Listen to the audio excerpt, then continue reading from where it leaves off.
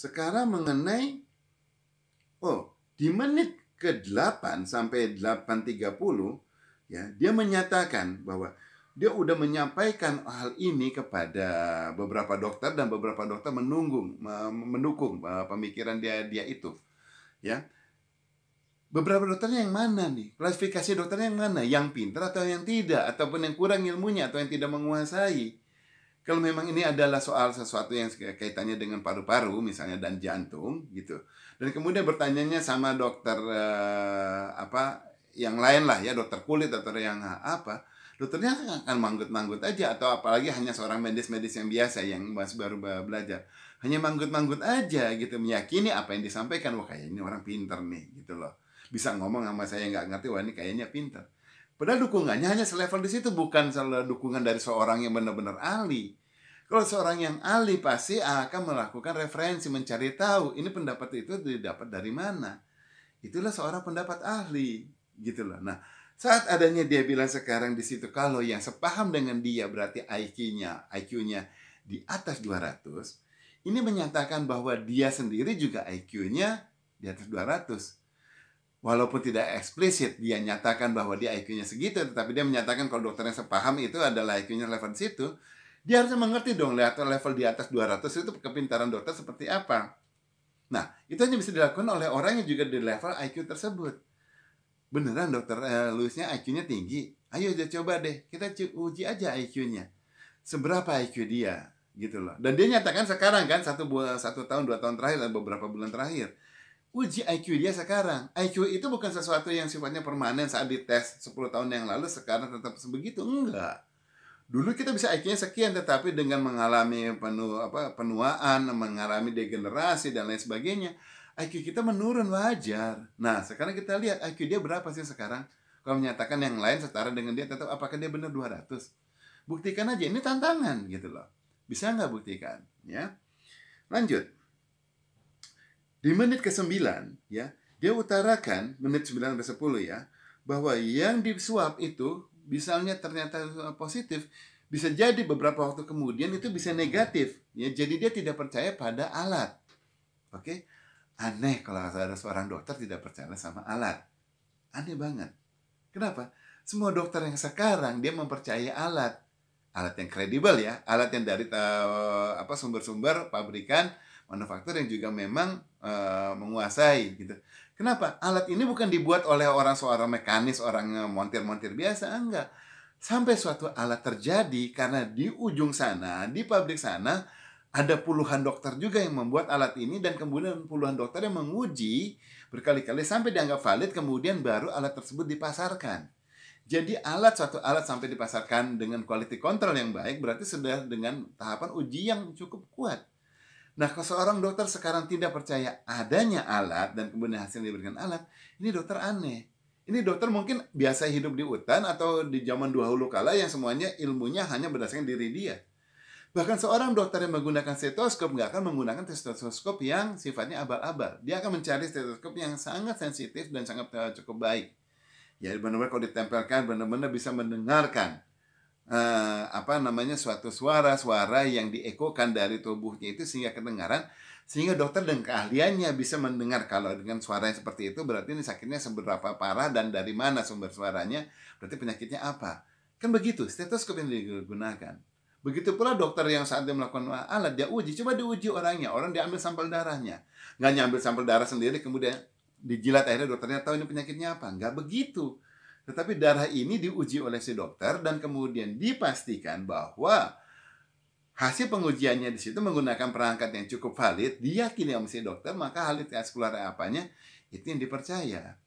Nah, kalau alat ini sekarang dibilang orang sehat kemudian dia diperiksa, karena sekarang orang itu yang dihindari adalah apa? Orang yang OTG. Kelihatannya sehat-sehat saja, nanti pas diperiksa ternyata dia membawa virus. Bukan sakit loh. OTG jadi bukan berarti dia ada sakit. Nah, si dokter ini salah berpikirannya, orang yang sehat-sehat diperiksa pakai situ. Periksa ini bukan melihat dia sakit, tetapi melihat adakah virus itu dibawa sama orang ini. Kalau ada, hati-hati, orang ini nanti membawa virusnya sebagai OTG kemana-mana dan kemudian menyebarkan virusnya, akhirnya terkena sama orang-orang yang tidak tahan. Ya, nah jadi kalau dia bilang bahwa orang dia membutuhkan aduan dulu dari si pasien, baru diperiksa pakai alat, itu karena dia cara pemikirannya sebagai dokter yang basic. Kalau dia sifatnya yang advance, dia tahu bahwa di sini sifatnya adalah virus, berarti dia bisa dibawa sama orang yang kemudian tidak terpengaruh, maka alat ini cukup valid untuk akhirnya melihat. Tetapi dengan dinyatakan seseorang positif dan kemudian si orang yang dinyatakan positif itu juga jangan baper, jangan GR. Wah, saya positif berarti saya harusnya sakit. Tidak, wah positif tetapi saya tidak apa-apa. Apa yang harus saya lakukan?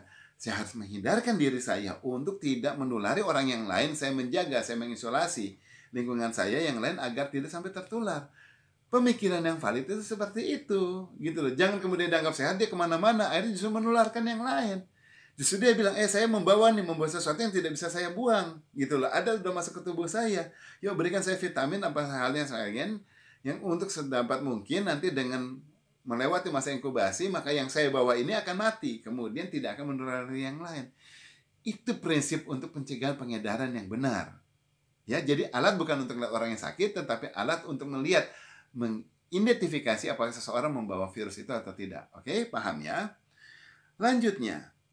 Sekarang di menit ke-10 sampai 11 ya, Dr. Lewisnya menyatakan bahwa tidak ada terjadi di Indonesia itu orang yang meninggal dalam perjalanan ya, dan kemudian ternyata dia ke COVID. Gak ada, dia bilang gitu loh. Semuanya itu meninggal setelah di dalam rumah sakit kemudian meninggal. Berarti dokter ini tidak melakukan riset, tidak mempunyai data yang lengkap. Kalau tidak punya data yang lengkap, kalau dokter bisa ngomong gini, karena yang dia dengar apa? Katanya. Dia dengar dari orang lain. Tetapi kalau dia punya datanya, berarti dia melakukan riset. Dia akan mengetahui bahwa ada juga orang yang meninggal. Saya nggak bilang banyak dikit itu relatif ya. Tinggi, rendah, banyak, dikit, berat, ringan. Semuanya itu sesuatu yang relatif. Ya, ada pasien yang meninggal sebelum sampai dan ternyata dia ke COVID. Oke, tetapi ada. Kalau di sini dia bilang udah tidak ada, berarti benar-benar zero. Sedangkan saya bilang ada, cuma dalam lingkup saya ada beberapa yang saya ketahui. Tetapi kalau kita lihat nanti beberapa orang yang lain dan kemudian di rumah sakit dibutuhkan, dikumpulkan, semua juga akan kelihatan. Ingat, sebuah rumah sakit tidak mungkin begitu saja mau menerima kalau seseorang, wah COVID kemudian karena setelah keluar dari rumah sakit ini. Rumah sakit akan bilang, wah terjadinya ini belum masuk sama saya, lo masih di luar. Bisa jadi dari rumah sakit lain, nggak bisa ditangani, perjalanan ke saya kemudian meninggal. Nah, rumah sakit tidak mau menyatakan ini bahwa ini adalah sebagai pasien yang dia juga yang ngeri dong. Gitu loh. Ya, karena apapun yang dinyatakan sama rumah sakit ini dia harus bertanggung jawab. Obat apa yang diberikan sampai si orang ini sakit? Apa yang sudah dilakukan untuk tindakan preventif, tindakan penanggulangan agar tidak terjadi hal yang fatal. Kan gitu. Ya. Nah, jadi berarti di situ ada orang yang banyak meninggal bahkan belum ke rumah sakit manapun. Itu juga banyak yang terjadi. Bukan banyak kan, saya bilang ada yang terjadi. Ya, banyak tingginya relatif, Anda nilai sendiri nanti ya. Oke. Kita lanjut. Sekarang di menit 12 sampai 13 ya, dia menganggap suatu legitimasi keilmuan ya berdasarkan tadi pengertian seseorang, spesialisasi seorang dokter, jurnalnya medis seorang dokter, itu kalau dipertanyakan kepada dia bilang itulah birokrasi kedokteran di birokrasi medis yang sekarang. Ya, jadi kalau dia ngobrol sama seorang dokter spesialis jantung dan dia bukan spesialis jantung, dokternya nanya, kamu spesialisnya apa? Kamu siapa? Oh, saya nggak mau ngomong sama kamu. Dia anggap itu birokrasi. Padahal enggak. Itu adalah suatu cara bagi seorang dokter untuk dia agar tidak menyia-nyiakan waktu dia mau berdiskusi sama seseorang kalau memang setara. Gitu loh, ya. Satu orang ditanya, kamu keahliannya apa begini-begini? Oh, saya keahliannya gini, saya ilmuannya gini. Oh, kamu setara sama saya. Oke, apa perbedaan pendapat kamu yang dilakukan? Perbedaannya di sini. Nah, kita berdiskusi. Itu yang dilakukan dokter yang benar. Tapi saat dokter-dokter tidak mau meladeni seorang dokter Lewis, itu berarti dokter Lewis ini tidak dianggap capable, bukan birokrasi. Itu dianggap orang apa sih ilmuannya aja nggak jelas, baru cuma kursus dari yang lain, kemudian mau ikut-ikut campur untuk hal yang tidak jelas. Sementara itu pas ditanya jurnal medisnya apa, jurnal yang pernah dia keluarkan, dia bilang, wah jurnal itu nggak ada, dia nggak bikin. Dia mempertanyakan jurnal. Jadi aneh. Seseorang dokter itu semuanya harus membuat mengakui adanya jurnal medis. Itu yang bisa digunakan sama dokter. Itu pembuktian bahwa telah ada riset. Kalau ada riset, ada datanya di jurnal itu. kapan dilakukan, kepada siapa dilakukan, berapa kali dilakukan, bagaimana samplingnya, bagaimana obat yang diberikan, dan kondisi-kondisi yang lainnya, baik terhadap fokus satu permasalahan maupun yang luas. Semua diungkapkan pada jurnal medis. Jadi cukup dengan membaca jurnal medisnya, dokter bisa mengetahui bagaimana cara pemikiran, bagaimana kemampuan, dan bagaimana kredibilitas seorang dokter Louis. Nah, saat dia tidak bisa menunjukkan, dokter yang lain yang punya jurnal medis mikir, ini orang mah nggak mau lah, dia nggak mau tanggapi. Mau tahu saya bilang kenapa itu tidak aneh seperti itu? Tanya sama dokter Louisnya itu sendiri. Kalau dia sekarang didatangi oleh orang yang levelnya bawah, ya kalangan buruh, mau menanyakan, mengkonter pertanyaan atau pernyataan dia, ya, Anda nggak mengerti soal obat-obatan. Pasti pertama dinyatakan sama si dokter, kamu siapa? Kamu dari mana? Betul nggak? Dia akan mempertanyakan dulu.